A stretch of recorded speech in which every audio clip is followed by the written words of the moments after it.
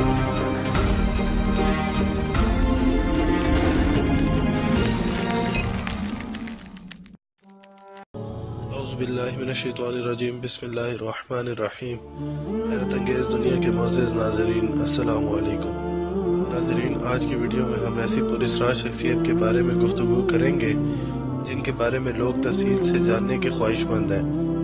जी हाँ नाज़रीन, आज की वीडियो में हम खिज़र अलैहिस्सलाम के बारे में बात करेंगे और चंद अहम हक़ाइक़ से आपको आशना कराएंगे। नाज़रीन, हज़रत खिज़र अलैहिस्सलाम के बारे में हम में से बहुत से लोग सुनते रहते हैं, लेकिन बेशतर उलमा के दरमियान इनके ज़िंदा होने पर मुख्तलिफ आरा पाई जाती हैं, और ये भी कि अगर वो ज़िंदा हैं तो कहाँ हैं और क्या कुर्ब क़यामत इनका भी ज़हूर होगा या फिर इनका भी आखिरुज़्ज़मान में कोई वाज़ेह किरदार होगा। नाज़रीन, मुअर्रिख़ीन के नज़दीक हज़रत खिज़र अलैहिस्सलाम के नाम और नस्ब से मुतल्लिक़ 10 से ज़्यादा अक़वाल मौजूद हैं। इनका मशहूर तरीन नाम बलियान बिन मलकान, कुनियत अबुल अब्बास, जबकि लक़ब खिज़र था। हज़रत अबू हुरैरा रज़ियल्लाहु तआला अन्हु से रवायत है कि रसूलुल्लाह सल्लल्लाहु अलैहि वसल्लम ने इरशाद फरमाया कि उनका नाम खिज़र इसलिए रखा गया कि जब वो चमड़े की सफ़ेद चटाई पर बैठे तो अचानक वो चटाई आपके पीछे सब्ज़े की वजह से लहराने लगी। नाज़रीन, यहाँ एक सवाल पैदा होता है कि हज़रत खिज़र अलैहिस्सलाम किस दौर में गुजरे। तो नाज़रीन, इस पर उलमा का इत्तफ़ाक़ है कि हज़रत खिज़र अलैहिस्सलाम हज़रत मूसा अलैहिस्सलाम के दौर में थे, जिसकी दलील वो कुरान मजीद से सूरह कहफ में हज़रत मूसा अलैहिस्सलाम और हज़रत खिज़र अलैहिस्सलाम की मुलाकात से देते हैं।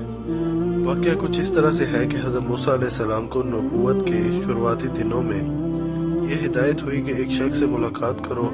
मूसा अलैहिस्सलाम अपने खादिम के साथ रवाना हुए और कहा कि मैं इस वक्त तक अपना सफ़र ख़त्म नहीं करूँगा जब तक 2 दरियाओं के दरमियान न पहुँच जाऊँ। हज़रत मूसा अलैहिस्सलाम ने अपने साथ एक मछली रख ली ताकि रास्ता में खाने के काम आ सके, और मछली ने आगे जाकर निशानी बनना था कि किस मकाम पर इस शख्स से मुलाकात होगी जिसके बारे में हज़रत मूसा अलैहिस्सलाम को हिदायत दी गई थी। हज़रत मूसा अलैहिस्सलाम 2 दरियाओं के दरमियान पहुँचे तो वो मछली के बारे में भूल गए और मछली पानी में जा गिरी। कुछ आगे जाने के बाद हज़रत मूसा अलैहिस्सलाम ने अपने खादिम से कहा कि जाकर मछली ले आओ ताकि हम इसे खा लें। तो खादिम ने कहा कि जब हम चट्टान के पास पीछे रुके थे तो मुझे मछली का ख्याल नहीं रहा था और वो अजीब तरीके से पानी में जा गिरी। हज़रत मूसा अलैहिस्सलाम ने कहा कि इसी जगह की तो हमें तलाश थी। चुनांचे वो वापस वहाँ गए और वहाँ इनकी मुलाकात अल्लाह के नेक बंदे से हुई जिनका नाम खिज़र अलैहिस्सलाम था। हज़रत मूसा अलैहिस्सलाम ने इनसे इजाज़त चाही कि मैं आपके साथ कुछ वक्त रहना चाहता हूँ और वो इल्म सीखना चाहता हूँ जो आपके पास है। हज़रत खिज़र अलैहिस्सलाम ने जवाब दिया कि आप मेरे साथ सब्र से नहीं रह सकते, और जिसका आपको इल्म ही नहीं, आखिर आप उस बात पर कैसे सब्र कर सकते हैं। हज़रत मूसा अलैहिस्सलाम ने फरमाया कि इंशाअल्लाह आप मुझे साबिर पाएंगे। हज़रत खिज़र अलैहिस्सलाम ने फरमाया अच्छा ठीक है, आप मेरे साथ चलिए और उस वक्त तक मुझसे किसी बात का ना पूछिएगा जब तक मैं खुद बयान न कर दूँ। दोनों रवाना हुए और एक कश्ती में सवार हो गए। हज़रत खिज़र अलैहिस्सलाम ने कश्ती में सुराख कर दिया। हज़रत मूसा अलैहिस्सलाम ने कहा कि आपने कश्ती में सुराख क्यों किया, कश्ती तो डूब जाएगी। खिज़र अलैहिस्सलाम ने जवाब दिया कि मैंने नहीं कहा था कि तुम सब्र नहीं करोगे। मूसा अलैहिस्सलाम ने माजरत की और कहा कि मेरे बारे में दरगुजर का मामला करें, आइंदा ऐसा ना होगा। फिर दोनों सफ़र पर रवाना हुए, यहाँ तक कि इन्हें एक लड़का मिला जिसे हज़रत खिज़र अलैहिस्सलाम ने कत्ल कर दिया। हज़रत मूसा अलैहिस्सलाम ने कहा कि आपने बेगुनाह लड़के की जान ले ली, ये तो आपने बहुत ही बुरा काम किया। हज़रत खिज़र अलैहिस्सलाम ने कहा मैंने नहीं कहा था कि आप सब्र नहीं कर सकेंगे, आप मेरे साथ सफ़र ना करें।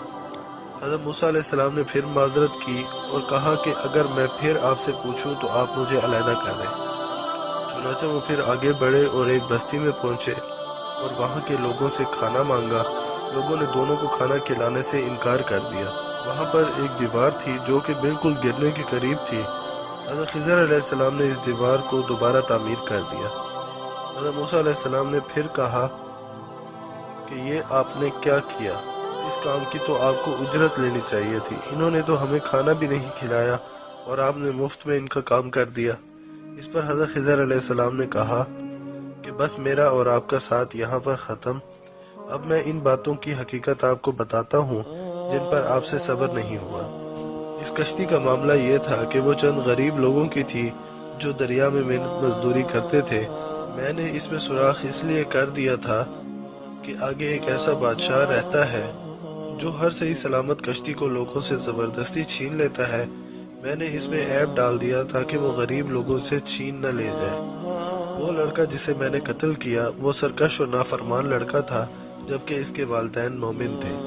اس لیے میں نے اس کو قتل کیا کہ اس کے بدلے میرا رب ان کو ایک ایسی اولاد عطا کرے گا جو اپنی والدین کی فرما بردار ہوگی اور اخلاق میں بھی اعلیٰ ہوگی۔ جبکہ دیوار کا معاملہ یہ ہے کہ وہ چند یتیم لڑکوں کی تھی جو شہر میں رہتے تھے۔ اس دیوار کے نیچے ایک خزانہ دفن تھا اور ان کا باپ نیک آدمی تھا، اس لیے تمہارے رب نے چاہا جب یہ دونوں لڑکے بڑے ہو جائیں تو اپنا خزانہ وہاں سے نکال لیں۔ یہ سب کچھ تمہارے رب کی رحمت سے ہوا، میں نے اپنی مرضی سے کچھ نہیں کیا۔ لیکن تم ان حقائق پر صبر نہیں کر سکے۔ یہ واقعہ سورۃ الکہف کی آیت نمبر 60 سے 82 میں بیان ہوا۔ کئی علماء کا کہنا ہے کہ حضرت خضر علیہ السلام نبی تھے، اگر ولی ہوتے تو حضرت موسیٰ علیہ السلام سے اس طرح مخاطب نہ ہوتے۔ واللہ عالم۔ ناظرین، اللہ ہی بہتر جاننے والا ہے۔ حضرت خضر علیہ السلام کی زندگی اور نبوت کے بارے میں علماء میں اختلاف ہے۔ اکثر علماء کا خیال ہے کہ حضرت خضر علیہ السلام زندہ اور ہمارے درمیان موجود ہیں، جبکہ ابن قیم الجوزیہ رحمۃ اللہ علیہ فرماتے ہیں کہ حضرت خضر علیہ السلام زندہ ہوتے تو ان پر واجب تھا کہ وہ رسول اللہ صلی اللہ علیہ وآلہ وسلم کی خدمت اقدس میں حاضر ہوتے اور آپ صلی اللہ علیہ وآلہ وسلم سے علم سیکھتے اور میدان بدر میں جہاد میں شریک ہوتے۔ جس وقت آپ صلی اللہ علیہ وآلہ وسلم نے اللہ سے دعا فرمائی، اگر آج تیری یہ جماعت ختم ہو گئی تو زمین پر تیرا نام لینے والا کوئی باقی نہیں رہے گا۔ حالانکہ وہ 313 افراد تھے جن کا حسب نسب ہم سب جانتے ہیں، تو پھر حضرت خضر علیہ السلام کہاں تھے؟ حضرت خضر علیہ السلام کے بارے میں ابن اسحاق اپنی کتاب المبتدأ میں فرماتے ہیں کہ جب حضرت آدم علیہ السلام کی وفات کا وقت قریب آیا تو انہوں نے اپنے بیٹوں کو جمع کیا اور کہا کہ اللہ کا عذاب نازل ہونے والا ہے، تم میرے جسم کو لے کر غار میں رکھ دینا حتیٰ کہ تم مجھے شام کے سرزمین میں جا کر دفن کر دینا۔ جب طوفان نوح آیا تو حضرت نوح علیہ السلام نے اپنے بیٹوں سے فرمایا کہ آدم علیہ السلام نے اللہ سے دعا کی تھی کہ اے اللہ، اس شخص کی عمر قیامت تک لمبی کر دینا جو مجھے دفن کرے گا۔ تو حضرت آدم علیہ السلام کا جسم مسلسل پڑا رہا حتیٰ کہ حضرت خضر علیہ السلام پیدا ہوئے، جنہوں نے پھر آدم علیہ السلام کی تدفین کی۔ تو پھر اللہ تعالیٰ نے جو وعدہ حضرت آدم علیہ السلام سے کیا تھا وہ پورا ہوا، اور یوں حضرت خضر علیہ السلام اللہ کی مرضی سے قیامت تک زندہ رہیں گے۔ امام ابن البر رحمۃ اللہ علیہ، جو کہ اپنے وقت کے محدثین کے امام ہیں، اپنی کتاب التمہید میں ذکر کرتے ہیں کہ حضرت خضر علیہ السلام نے صحابہ سے رسول اللہ صلی اللہ علیہ وآلہ وسلم کے دنیا سے پردہ کرنے کے بعد افسوس کیا، اس طرح کے صحابہ رضوان اللہ اجمعین ان کو سن تو سکتے تھے پر دیکھ نہیں سکتے تھے، اور اس دوران حضرت علی کرم اللہ وجہہ نے فرمایا کہ یہ بات کرنے والا شخص حضرت خضر علیہ السلام ہے۔ ناظرین، اکابرین کا اس بات پر اختلاف ہے کہ حضرت خضر علیہ السلام کا حسب نسب کیا ہے۔ حافظ ابن عساکر رحمۃ اللہ علیہ کے مطابق حضرت خضر علیہ السلام حضرت آدم علیہ السلام کے سگے بیٹے ہیں، جبکہ علامہ ابن جوزی کے مطابق یہ مصر کے بادشاہ فرعون کے بیٹے تھے، وہی فرعون جس کی جانب موسیٰ علیہ السلام کو بھیجا گیا تھا، اور ان کا تعلق بنی اسرائیل سے ہے۔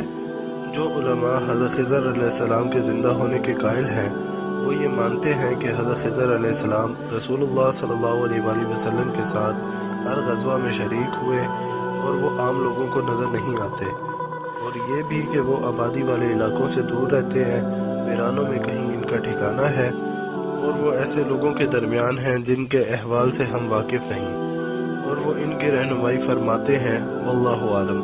حضرت عبد الرزاق رحمۃ اللہ علیہ بیان فرماتے ہیں کہ حضرت ابو سعید الخدری رضی اللہ تعالیٰ عنہ سے روایت ہے کہ ہمیں رسول اللہ صلی اللہ علیہ وآلہ وسلم نے ایک طویل حدیث بیان فرمائی، اور اس حدیث کے درمیان آپ نے فرمایا کہ دجال آئے گا اور مدینہ کی حدود میں اس کا داخلہ حرام ہوگا، اس کی جانب ایک شخص بڑھ کر گواہی دے گا کہ تو ہی وہ دجال ہے جس کی خبر رسول اللہ صلی اللہ علیہ وآلہ وسلم نے دی تھی۔ اس پر دجال کہے گا دیکھو تو صحیح، اگر میں اس شخص کو قتل کرنے کے بعد پھر زندہ کر دوں تو تم سارے لوگ مجھے مان لو گے، یعنی مجھ پہ شک تو نہیں کرو گے۔ شخص دجال کے ہاتھوں قتل ہو جائے گا، دجال اس شخص کو قتل کرنے کے بعد دوبارہ زندہ کرے گا اور کہے گا کہ اب تم میرا ساتھ دو، جس پر وہ شخص کہے گا اللہ کی قسم مجھے پورا یقین ہو گیا کہ تو جھوٹا ہے، تو ہی دجال ہے اور میں کسی بھی صورت تجھ پر ایمان نہیں لاؤں گا۔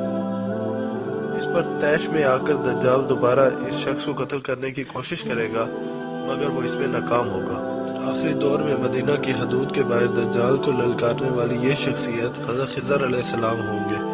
ناظرین، اگر آج کی انفارمیٹیو ویڈیو آپ کو پسند آئی تو اسے اپنے دوستوں کے ساتھ فیس بک، واٹس ایپ اور ٹویٹر پر ضرور شیئر کریں اور ہمارے چینل کو سبسکرائب کر کے ساتھ موجود گھنٹی کے بٹن کو بھی دبا دیں۔